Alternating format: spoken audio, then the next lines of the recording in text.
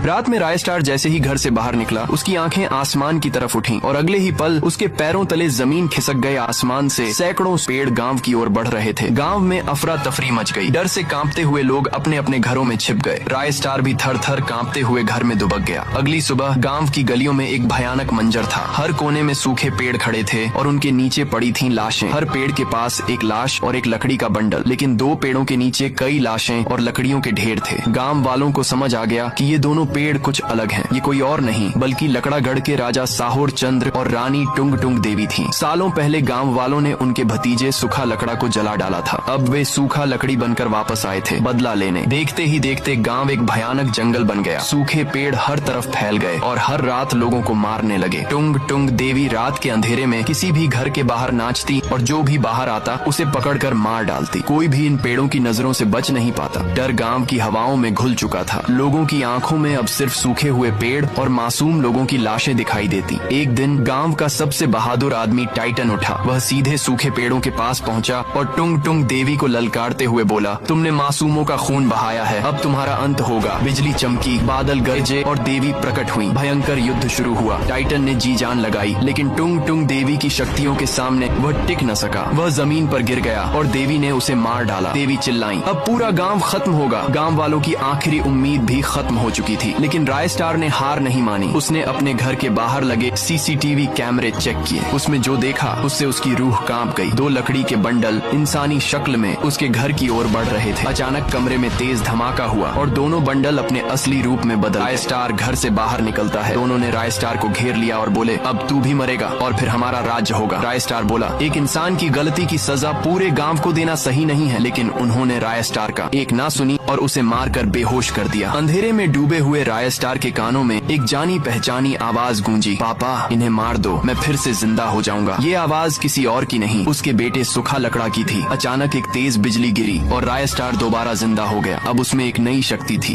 बेटे का प्यार और न्याय की आग। उसने एक ही झटके में दोनों दरिंदों को खत्म कर दिया। उनके मरते ही गांव का श्राप टूट गया। सूखे पेड़ मिट गए और मरे हुए लोग फिर से जिंदा हो गए। अब धारपुर एक बार फिर से जिंदा गांव बन चुका था। राय स्टार अपने बेटे सूखा लकड़ा के साथ अपने उसी पुराने झोपड़ी में रहने लगा। सूखा लकड़ा अब आजाद था और उसके मासूम चेहरे पर एक सुकून भरी मुस्कान थी। आगे क्या होगा ये जानने के लिए कमेंट